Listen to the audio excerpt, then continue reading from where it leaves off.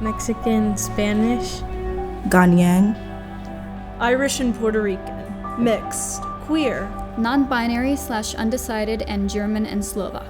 Boricua, undecided, what I want it to be. Puerto Rican, Caribbean nerd, standing on business. Puerto Rican and Mexican, beautiful. Special, African, Dominican, Cuban, South Asian, Hispanic, Puerto Rican, Empathetic,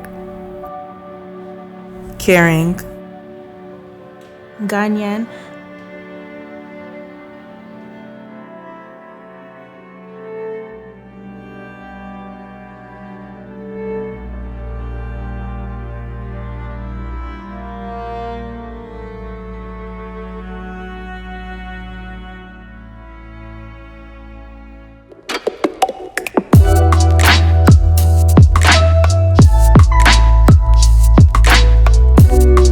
transportation, and also the A train.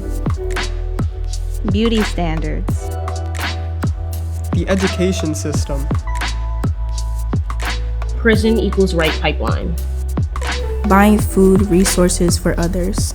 homelessness, anti-homeless architecture, healthcare, queer and trans healthcare, Rehab and mental health. society, societal and gender norms, dieting culture, Who's in power? the government, college aid, Access to education. gun violence, racial inequality, Stigma surrounding general injustice. the education system,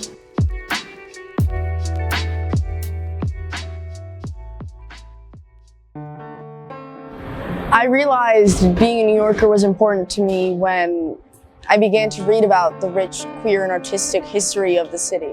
being an artist is important to me whenever my identity is seen as something passively political. I knew being a writer was important to me when I found myself writing every day.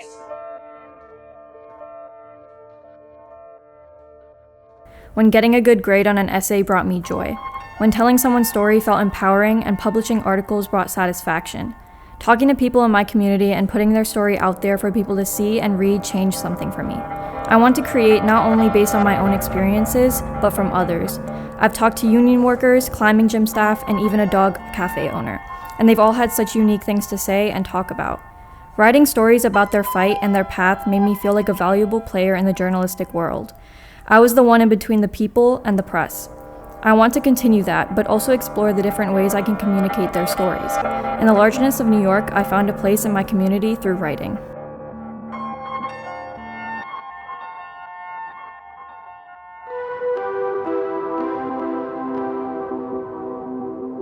I am someone who is really creative and can use that to talk and represent things that aren't shown or talked about in media.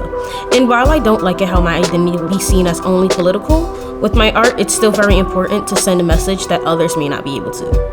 A world without racism will look completely different than what we live in now, and simply because racism affects how we view the world, how people interact with others, and privileges are given to others for their skin color. Being an artist is being creative and using inspiration, your imagination in a way that helps you execute the ideas that you think up and create what is impossible.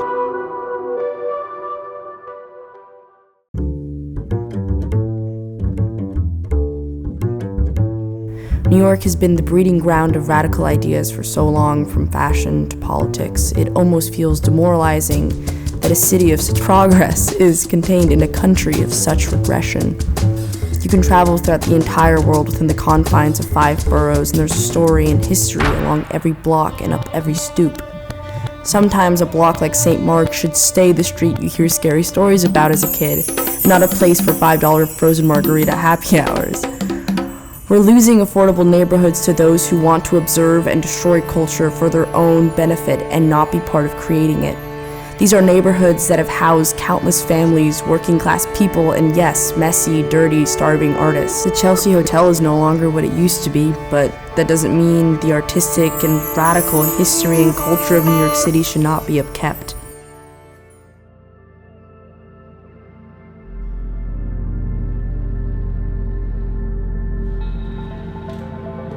putting yourself second, giving communities freedom, working for the betterment of all rather than a select few. Not staying silent. Speak up for others. Lifting up silenced and underrepresented voices. Lift every voice and sing. Putting other people's stories out there. Protecting the biggest minority. Having empathy. Giving back. Defending those that need it. Helping others when you know you can. Buying food resources for others. Be cleaner.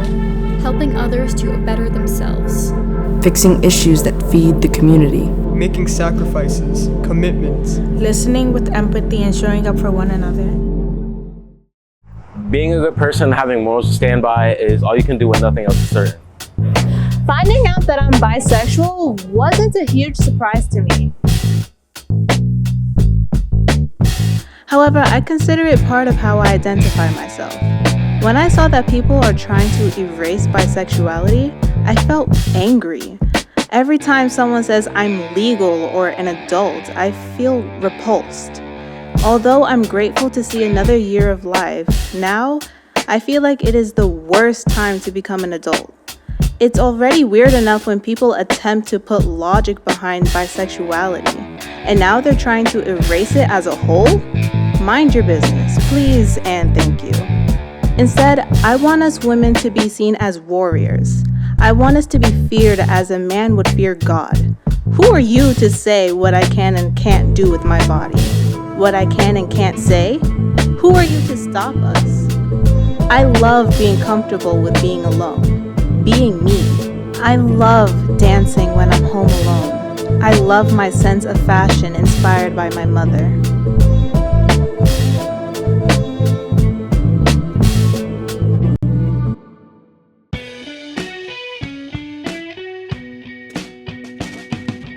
When I realized that I was transgender, I realized that people would never view me as the man that I am. Most people see me as lesser than a man, a miscellaneous it masquerading as a boy, but never a man.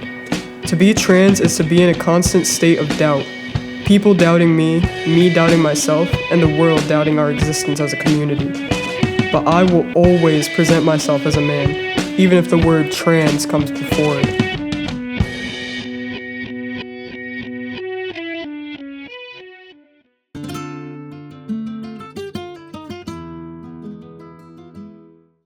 I often found myself explaining that I was born a Catholic, but my mother later converted me and my brother to a different branch of the same faith. Their constant questioning about why I had converted led me to respond unaware in ways that were offensive to those from other religions. This also led me to embrace that being gay was important to me as someone who constantly had to prove and repeat my sexuality to others because I didn't look gay or because I believed in God. Pero ¿quién decide eso de que no pueda creer en Dios siendo gay? Being a Lutheran was important to me when people followed with, "And you're Mexican?"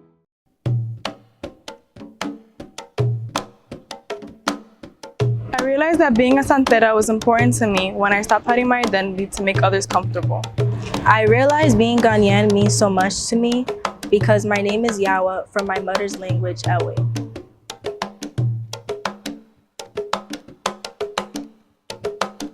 Others reduce my identity, demonize my beliefs, and me as well. Santeria isn't darkness, it's lightness, it's love, it's hardships, it's a helping hand, it is balance, and it is me. It's the root that grounds me when others try to uproot me. It's the crown I hold with my head up high, the drumming in my chest when I feel lost.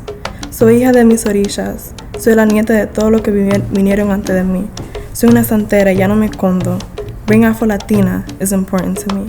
When people try to erase the Hispanic part of me to make me fit in with them, or deem me as not black enough because I'm lighter. Mi corazón late como el sonido de Añá llamando a nuestras orillas, teniendo una conversación sagrada. The drum speaks, and my body begins to remember what the world wanted me to forget. We're not just believers, we're healers, protectors, storytellers.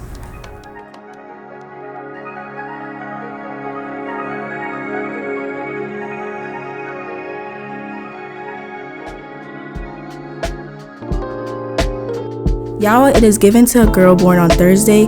More than just a name, it feels like a link to my roots. I grew with my mother's tongue surrounding me, wrapped into just no clothing with meaning and surrounded by gold that tells stories of pride and heritage of my kind. Whenever I go to Ghana, I feel my reflection in these people's faces, the expressions, the way they act in the world. It is like a mirror reflecting not just me, but the history of my heritage. The music from the streets and the vibrant celebrations remind me that being Ghanaian is not about where I live today, but it is about deeply rooted connection.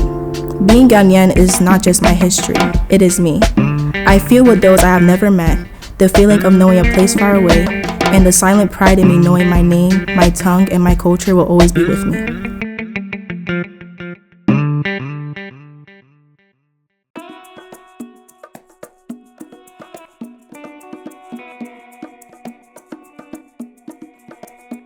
I realized being Latina was an important part of my identity pretty quickly into my life.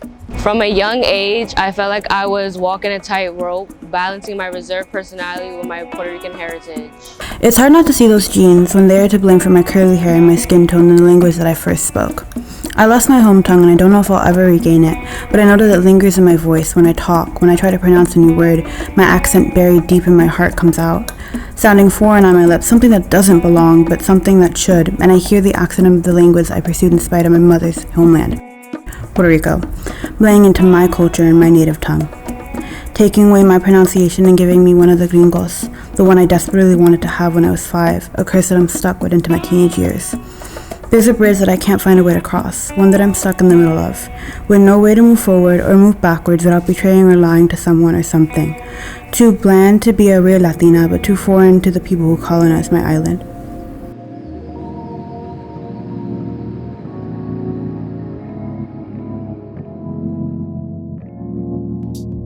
From a young age, people would assume I was shy, unintelligent, or even stuck up, simply because I didn't fit the stereotype of the loud, boisterous Latina.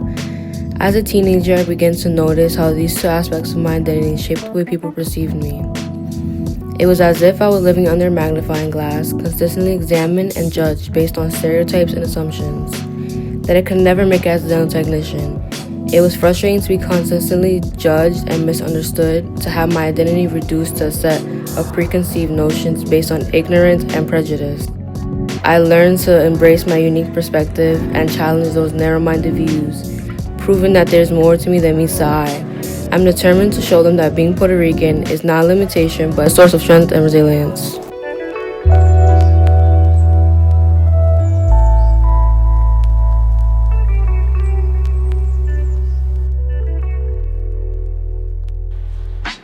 Leaning towards conservatism. Going on a downward slope. Where resistance is stigmatized. Right-winged. Annoying. Polarized. Damaging. A tragedy. Recessing. Dangerous. Problematic. Failing. White centralized. Based on the idea that money and social status is power. Oppressed. For the rich. Heading towards dictatorship. Scary. Chaotic and right-winged. Stubborn. Unfinished.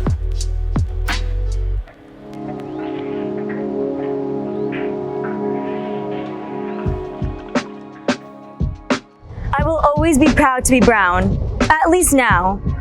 I realized that the way people said my name was important to me when they'd mispronounce it continuously. For most of my childhood, I'd always put Indian secondary to American. When I was little, I barely had any brown friends.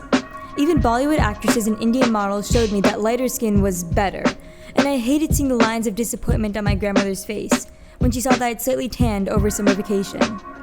Aunties frowned when they attempted speaking Tamil or Kannada or even Hindi to me, and my eyes didn't light up with recognition. My mother had given up on purchasing Indian clothes for a daughter whose eyes filled with distaste whenever she was forced into a traditional sari. But now I'm tired of cutting off my circulation and access to the richness of my culture. Because if I forget my roots, I destroy my heritage. I cut off my family. I deny myself a truth that the world can see.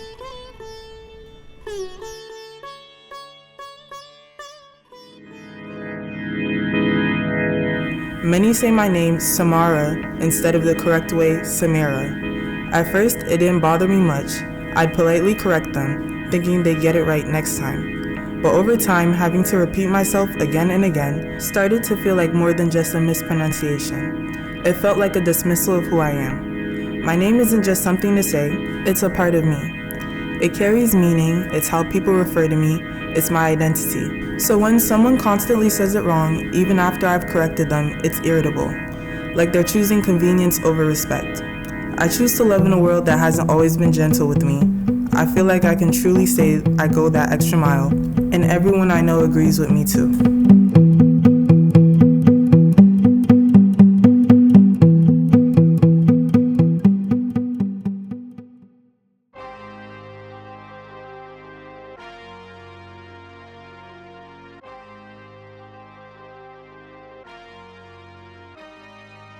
I realized that pursuing a career in healthcare was important because of the disparities that women of color experience.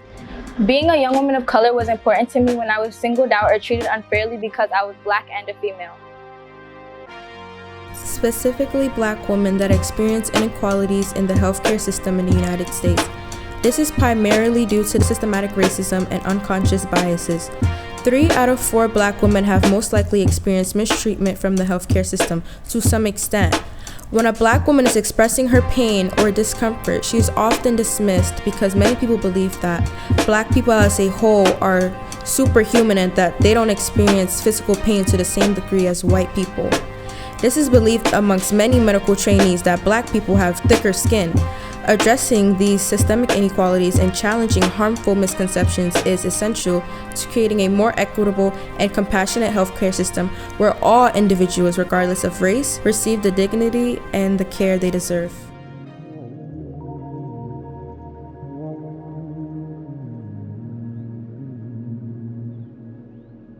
Being part of my nationality was important to me when people started to diminish me. They diminish you for it because you're from a certain place and you don't fit in with their norms. I learned to be proud of my background and embrace it. I also realized being a Christian was important to me when I saw how everything around me was being normalized. Stuff that used to feel wrong and shocking didn't even surprise people anymore. It was like everyone just went along with it. My faith reminds me what I stand for. It kept me grounded when the world felt like it was losing its sense of right and wrong.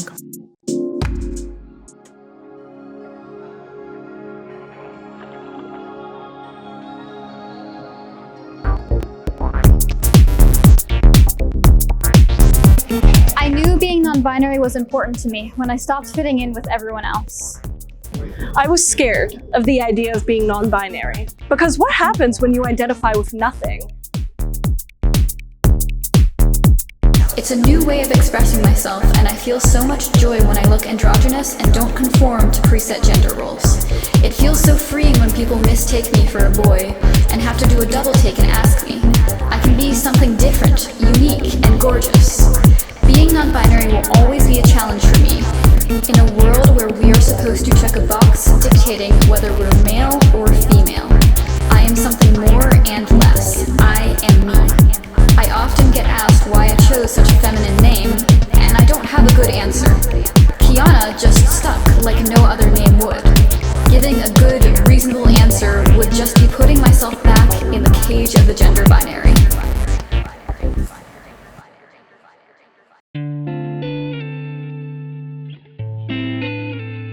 I used to be someone that needed labels to give myself a guideline on how to identify. Eventually, restricting myself to one binary gender wasn't just hurting my self-view. It was keeping me from fully flourishing and putting myself out there. That's when being non-binary became important to me. I started seeing it as identifying with everything rather than nothing. While the label itself puts my gender in a box, there is so much free space within it. I can explore and present myself however I want, to the point where it feels like I don't have a label sometimes. I can just be Mars without any expectations. It's taken such a weight off my shoulders, and I consider it to be a big part of my identity.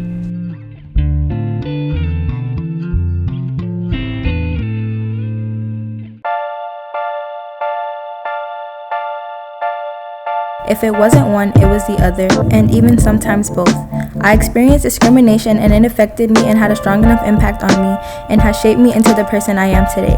I have more patience, kindness, and nurturing aspects. I see things probably differently than other people. I have qualities that some people may not have and can be beneficial in my future. I want to do things for myself and be someone successful, and that's why I have to put myself out there and make my talents known and my presence felt.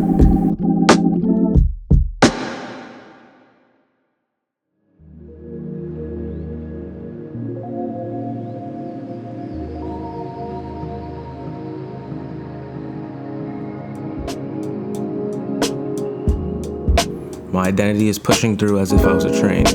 I realize I have to be the best person I can be when I see friends of mine going through things, or people closer to me who try to act like nothing's wrong. Being a good person is important to me when I see the homelessness on the street and failed dreams hidden in the form of murals painted on building walls. I think of a world where corrupt governments and inequality are abolished. A world where people can be free to ask for any help they need without judgment in any scenario. A world where people don't discriminate, no matter the type of person, LGBTQ, skin tone, culture, or background. A world where people can express themselves without worry and be treated equally as you walk through the streets as anyone else.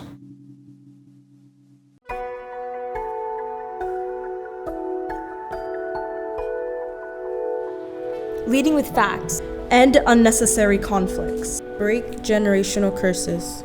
Do it better. Advocate for minorities. Advocate for increased empathy and understanding. Make progress. Use history as an example. Knowing that religion doesn't equate all-knowing. Show improvement and real change. Learn from our past. Learning from each other. Take all Americans' opinions into account, not just the 1%. Stop gun violence. Become less divided. Building a world where everyone feels seen, heard, and valued.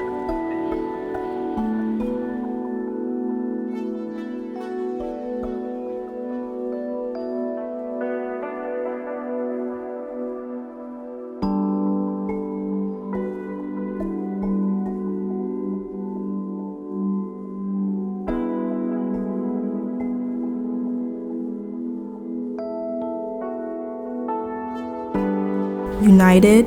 Happy. Open. Accepting. Kinder. Grassroots. Affordable. Empowering. Brave. Progressive. Safe.